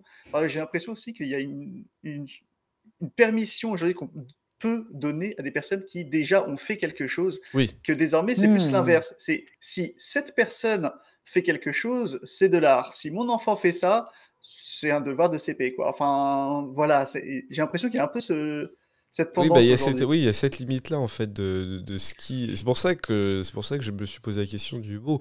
Forcément, en arrivant dans l'art contemporain, c'est C'est une notion qui, voilà, qui est un peu, voilà, qui est un peu divisée. Mais on est parti sur l'aspect un peu politique du truc aussi. Mais là, par exemple, cette fontaine-là, c'est quoi? C'est 1917, hein, de ce que je peux voir dans dans le rebord, là. Alors que Banksy, c'est quand même les années plutôt 70-80. Ah non, aujourd'hui. Mais même aujourd'hui, il est encore actif, mais il a commencé, il commençait un peu presque du street art. Il avait commencé avec ça, je crois. Ah oui, mais il fait toujours du street art.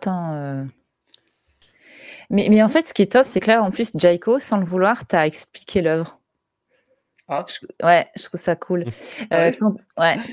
Quand tu évoquais... c'est trop beau, j'adore, merci. En fait, c'est quand tu évoquais le fait d'être quelqu'un, donc de pouvoir faire quelque chose. D'accord. Voilà. Là, tu as vu la date sur l'urinoir, donc Fountain. En fait, Fountain, c'est son nom américain, Fontaine, de Duchamp. Mais vous avez vu, c'est pas Duchamp le nom qui est sur l'œuvre. Ouais. Voilà. Et en fait, ce qui s'est passé, pour vous resituer un petit peu historiquement cette œuvre-là, donc Duchamp, c'est un artiste français qui a fait quelques toiles et des sculptures, donc au début du XXe siècle, qui n'était pas hyper apprécié en France. On l'a vite, oh là, mon Dieu, c'est qui ce faux furieux? Okay. Ouais, bref. Et à un moment donné, les États-Unis se sont dit, waouh, c'est un génie, on adore et tout. Donc, ils ont décidé de l'inviter. Ils l'invitent pour lui dire, bah, écoute, viens chez nous. Nous, on n'est pas des arriérés comme en France. Nous, on est les tenants de l'avant-garde, de la modernité. Donc, tu vas venir chez nous pour être membre d'un jury, d'un salon d'art contemporain. Chez nous, il n'y a pas de jury, c'est pas comme chez vous en France. Voilà. Nous, en gros, on est vraiment hyper ouverts. Ouais. Il se dit, bon, ok, j'y vais. Mais il se dit, bon, bah, je vais les pranker un peu, quoi. je vais les tester. Et il arrive, il propose ça, La Fontaine, mais de manière anonyme. Donc, il signe Hermoth, qui, je crois, en allemand, veut dire idiot, stupide, un truc comme ça, tu vois. Et donc, il propose ça, mais il dit pas que c'est de lui. Lui, il est en mode, bah, je suis membre du jury, j'arrive, voilà, grande star française de l'avant-garde et tout.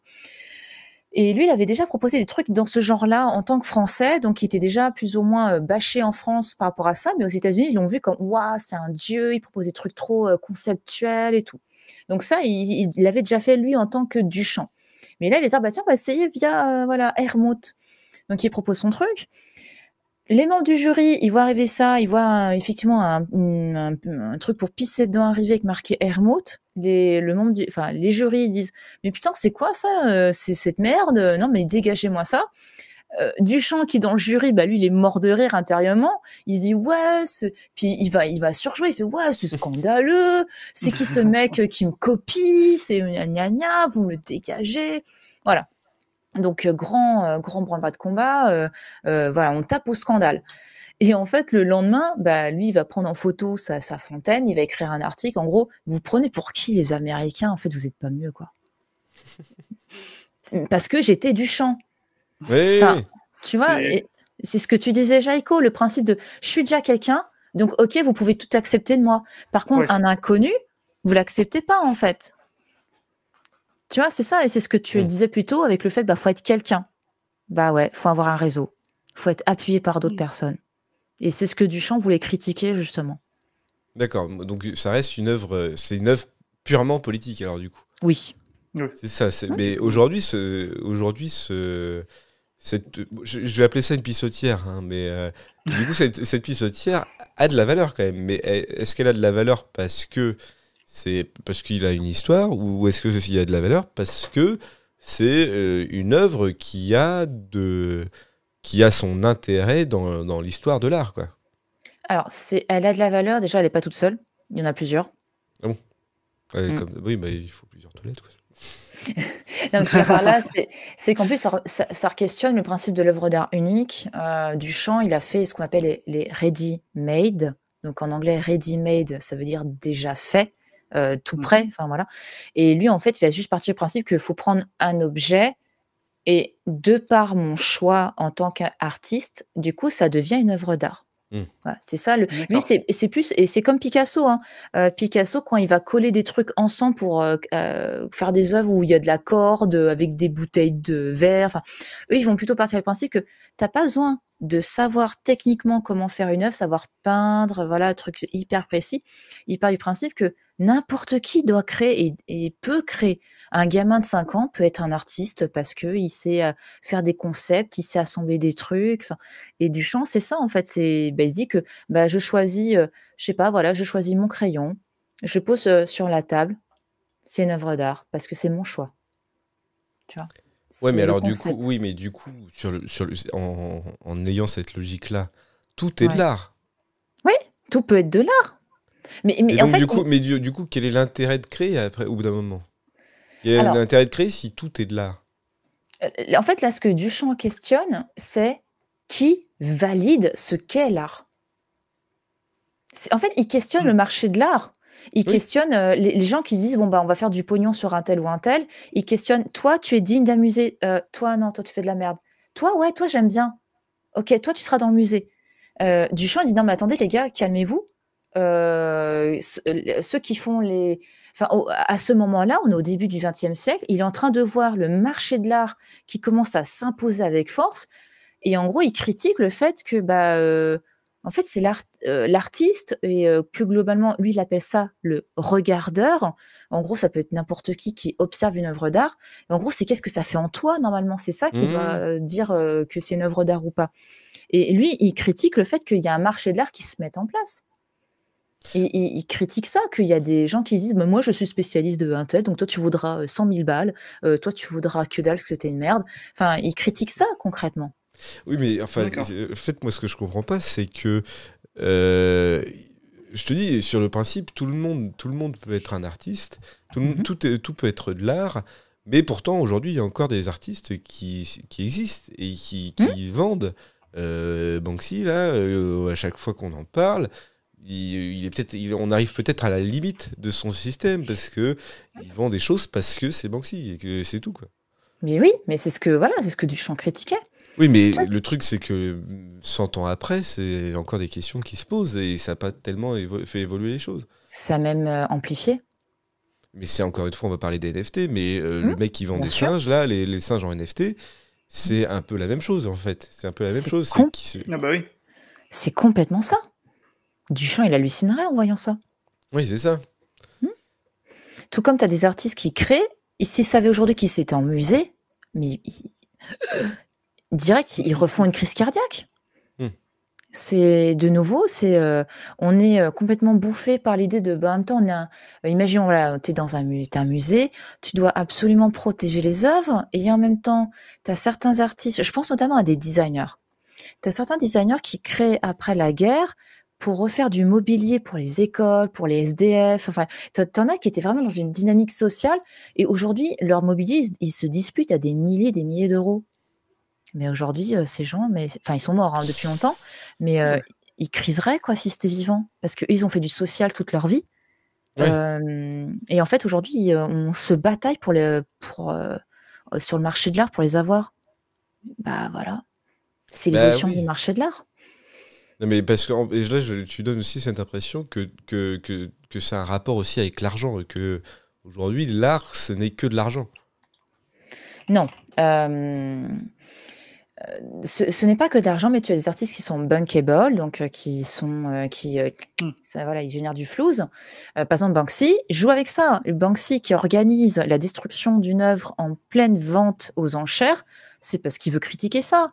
Et tu Hmm. as des artistes qui critiquent ouvertement le mais vous êtes trop cons, les gens. Tu as des artistes comme Jeff Koons ou Damien Hirst.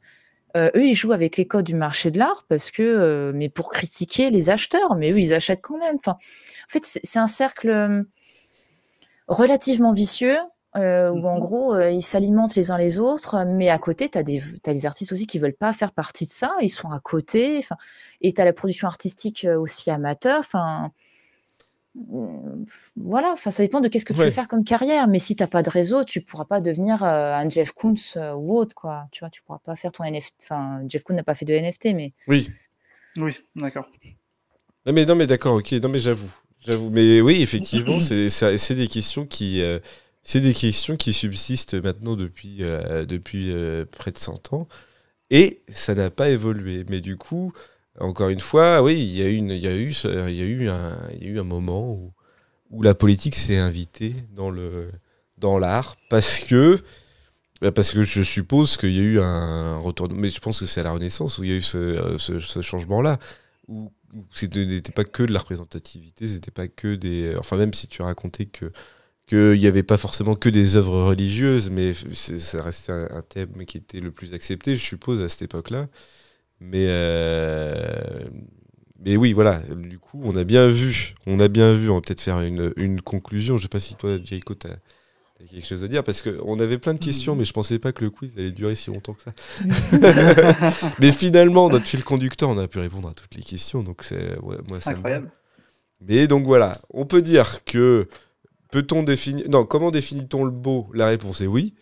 Et que la beauté forcément a évolué, et que en fait aujourd'hui, si je dois faire une conclusion, hein, c'est ma conclusion à moi. Ah oui, je vais peut-être enlever la pissotière. C'est vrai qu'on voit pas trop la différence, mais je suis bien là. Oui, j'existe. Une pissotière avec une barbe, du coup. On avait voilà, la petite barbe en dessous. Je suis de l'art, donc arrêtez de me juger. C'est ça.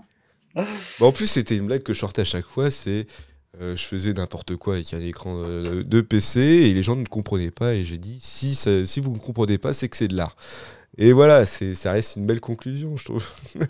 Mais en tout cas, voilà. En tout cas, oui, j'ai bien compris que l'art contemporain avait une origine, parce que du coup, moi, la Fontaine du Champ, c'est pour moi une pierre angulaire de l'histoire de l'art contemporain d'aujourd'hui, parce qu'aujourd'hui, il y a des éléments de l'art contemporain que je ne comprends pas, mais parce que j'ai pas encore, je pense pas encore passé ce cap de l'art est partout. Donc du coup, sur le principe, si tu as moyen d'exprimer quelque chose qui est pour toi artistique, peut-être que d'autres gens le trouveront artistique, et peut-être que tu rentreras dans un cadre artistique qui peut plaire à une population. Mais bon, voilà, il y a des performances qui me semblent un peu obscures, et il reste encore, je trouve, des charlatans dans l'art contemporain qui se font un petit peu plaisir et qui profitent un peu du système.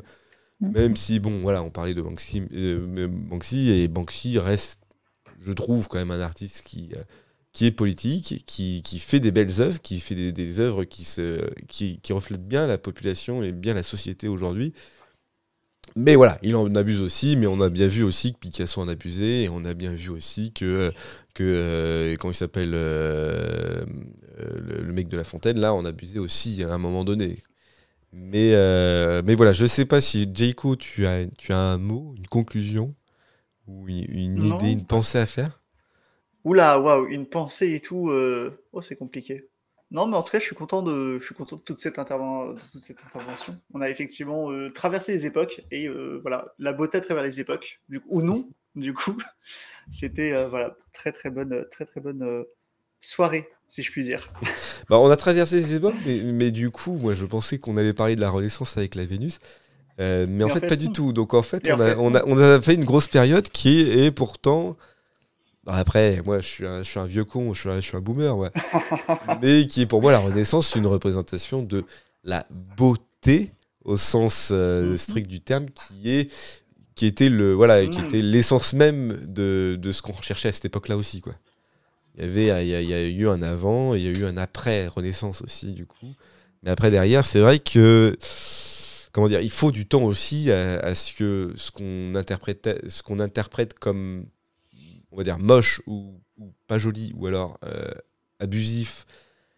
Peut-être que dans 100 ans, ça va être quelque chose d'extraordinaire. Peut-être que c'est des trucs comme l'évolution de la beauté. On l'a vu, hein. On l'a vu que l'évolution de la beauté change. On a vu que bon, c'était un peu l'inverse, mais les bébés moches du Moyen-Âge, à l'époque, c'était beau. Et c'était la Renaissance aussi, hein. C'était le bébé moche qu'on a vu, là. Si t'es en Italie au XIIIe siècle, t'as la Renaissance en Italie à ce moment-là.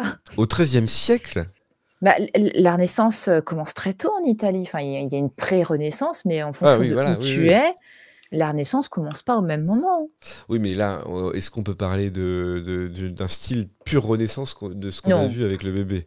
Oui, C'est oui, pas non, mais beau, après, c'est oui, pas oui. Botticelli, on est d'accord, Oui, c'est hein, ça. Non, mais voilà, oui. De toute façon, le bébé, c'est pas très beau tout court, hein, on peut le dire, je suis d'accord. mais bon, non, effectivement. Mais c'est pour dire qu'en gros, faut pas imaginer la Renaissance comme étant parfaite, coupure, Ah, mais non, etc. mais bien sûr. C'est bon. Ça s'est Bien sûr, mais fait, c'est forcément. Ça n'a pas été un gars qui a dit hop, Renaissance, voilà, faites sans ce que vous voulez.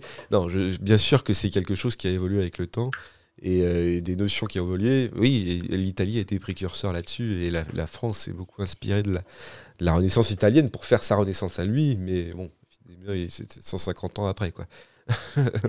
Non, non, pas à ce point-là, parce que François Ier, c'est pas loin après, hein. Non, c'est pas. Mais Bah, par rapport au XIIIe siècle, oui, je suis d'accord. Mais Oui, c'est ça, je te oui. dis, c'est une pré-Renaissance. Voilà. Oui. Mais D'accord. bien sûr, non, mais c'est ça. Et du coup, toi, Sabine, est-ce que tu aurais une conclusion, et une vraie conclusion cette fois-ci? Je ferme ma gueule parce que je pars dans des tunnels. Une vraie Renaissance. Une vraie.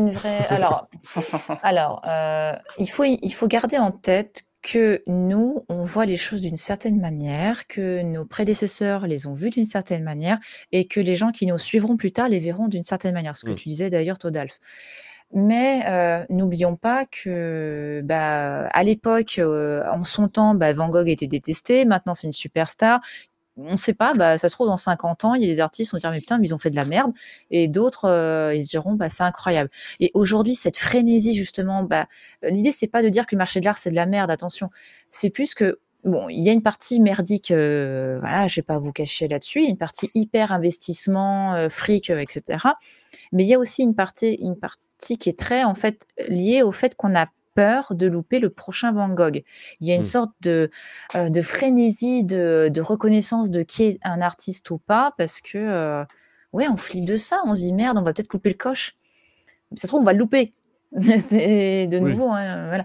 Et effectivement, demain, on ne sait pas. Peut-être que on arrivera en plus à avoir des IA qui seront capables d'apprendre par elles-mêmes, de créer par elles-mêmes. Mais sincèrement, pour moi, l'art ne pourra pas mourir parce que c'est ce qui fait qu'on est humain.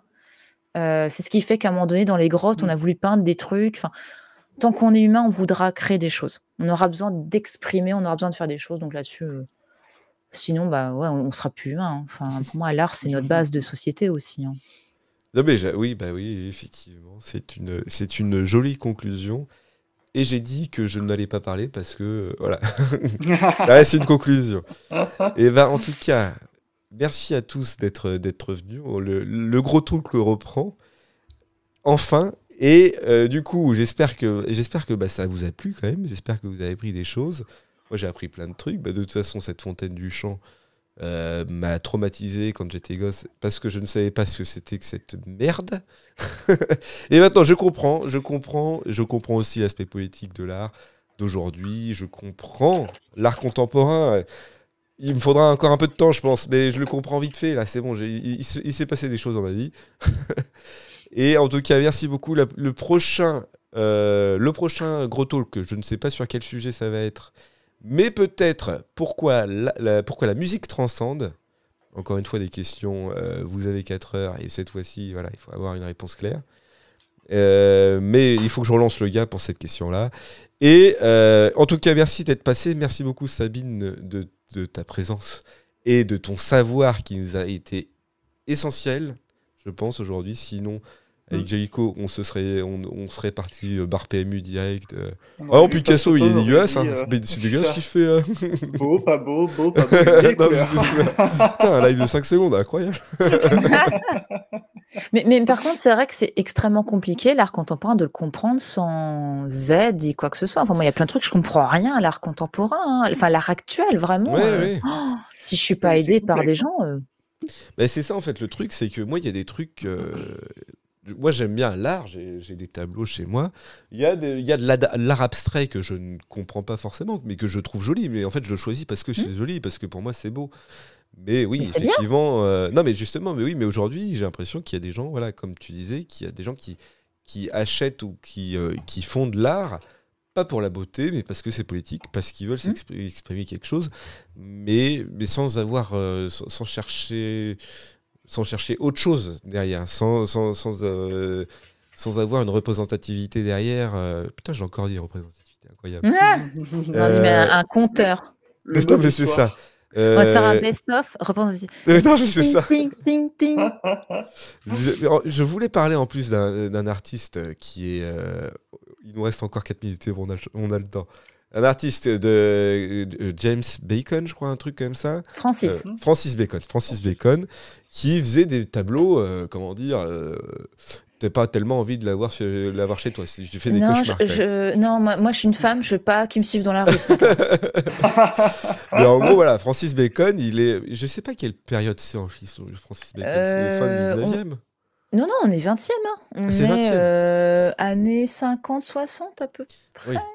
Mais voilà, en gros, voilà, Francis Bacon, il fait des représentations de personnes, mais sans visage, ou des visages très, très, très difformes, ou sans les yeux, quoi. Et avec, on a une impression, je sais pas si je peux en trouver un, mais en 2 spies, parce qu'il nous reste maintenant que 4 minutes, que 3 minutes. Mais, Il est mort en 92. Je vous mets le Wikipédia, donc attention, c'est vrai que pour les personnes un peu sensibles, ça peut paraître un petit peu hard, hein, donc attention, si vous êtes sensible, faites gaffe. Mais ouais, même Twitch t'a censuré, j'ai l'impression. Ah mais de toute manière, sur son Wikipédia, il n'y a pas d'œuvre, donc allez-y si vous voulez connaître un peu sa vie sur Wikipédia, mais c'est particulier, hein, Du coup, j'ose pas trouver une œuvre de James Bacon. La plus connue, Putain, mais c'est j'ai le pape. Hein. Oui, c'est ça, ouais. Ouais, ça va être le pape qui est une représentation d'une œuvre de Velázquez de temps moderne, 17e, environ 17e siècle. C'est une interprétation un peu spécifique. Hein. Bah voilà, ça fait un peu flipper. Et c'est vrai que c'est très flippant. J'aurais voulu en parler parce que lui aussi, c'est quand même un gars qui veut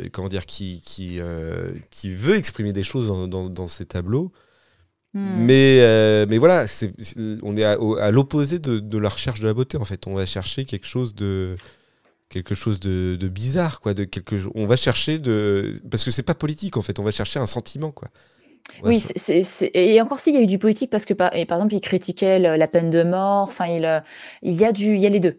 En plus, c'est quelqu'un qui a pas. Lui, c'est tout le XXe siècle, donc il a connu plus ou moins les 2 guerres. Voilà, c'est très. Tu sens les cris intérieurs des gens, quoi, chez lui. Hein. C'est ça. J'ose le mettre. Ne fermez pas les yeux, les enfants. Mais non, c'est puissant, hein, visuellement. C'est puissant. Après, derrière, je comprends l'intérêt de l'œuvre. Mais voilà, c'est quand on va chercher quelque chose de joli, on va pas l'avoir. Tonti qui dit j'aime beaucoup, mais bien sûr. Mais lui, oui, c'est incroyable. Mais c'est puissant. Moi, j'aime bien, mais c'est vrai que c'est waouh. Pas pour les enfants. Oui, voilà, c'est ça. Non, c'est sûr. Voilà.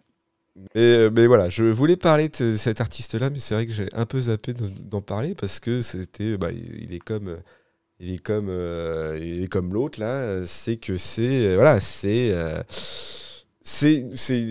des artistes et c'est des œuvres qui sont dans le déni de la beauté, en fait, au final. C'est-à-dire que c'est pas vraiment pas du tout le but premier. Ça les intéresse pas du tout, et c'est pour ça qu'on doit aussi faire évoluer ces choses-là, quoi. Carrément. Est-ce que je peux profiter des derniers 10 secondes qui restent pour faire une petite annonce, parce que voilà, je suis sur Twitch depuis 1 an dimanche. Et donc, les personnes qui pourraient être intéressées pour fêter avec moi l'anniversaire de ma chaîne Twitch, ce dimanche, je suis en live à partir de 14h, donc faites-vous plaisir. Il y aura donc de 14h jusqu'à pas d'heure, donc on va faire un petit marathon. Voilà. Très bien, c'est la teuf alors, du coup ? Ouais, karaoké, jeux vidéo, culture, il y aura de tout. Hein. Il y aura de tout. On va sortir le champomis, alors du coup, on se lâche. Incroyable. Et l'annonce est lâchée. Voilà. Ça sera donc dimanche à 14h sur ta chaîne. Voilà. Voilà, très bien. Il y a le Wizbot qui est parti. Et en tout cas, merci beaucoup d'avoir été présent pour nous. Et j'espère que vous avez pris beaucoup de choses. Et on se dit, alors on va peut-être faire un petit raid, on sait jamais, tout ça pour l'amour et la gloire. Hein. On va un peu raider. Je choisis parce que... voilà. Tout à fait. C'est compliqué, je regarde par rapport à ce qu'on a, mais... Ok, on va prendre ce gars-là. Allez, on vous dit à bientôt. N'hésitez pas à vous follow la chaîne là maintenant. Vous avez le droit là. J'espère plus le bug. et merci beaucoup. On se dit à la prochaine du coup pour parler de culture et de tout ce que vous voulez. Mais on espère très fortement que ça va parler de musique et de pourquoi la musique transcende. Allez, on se dit au revoir. Je te dis ciao, bye bye.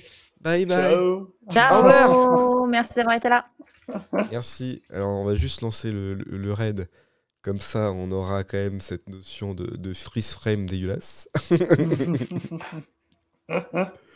Allez, au revoir.